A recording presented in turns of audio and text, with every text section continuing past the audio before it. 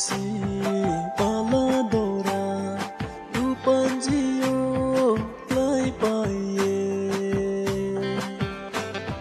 chini khatui undor mopo sunala oda obro bonso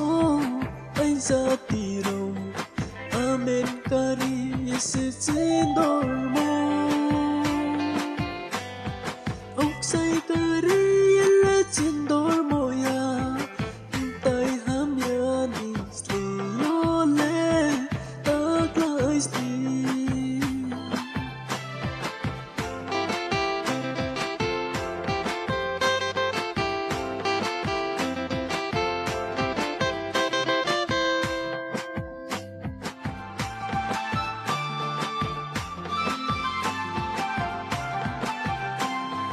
Hati kumra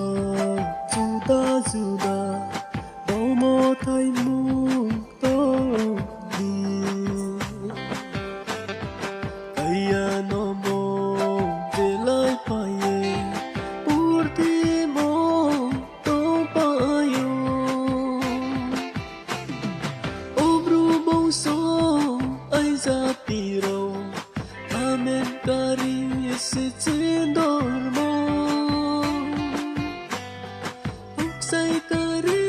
la chindor moya tai ham ya ni sliyo le taklai sti Emmanuel hi mo cầu le isor chung mai hi mo se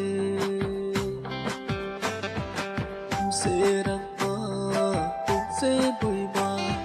suy to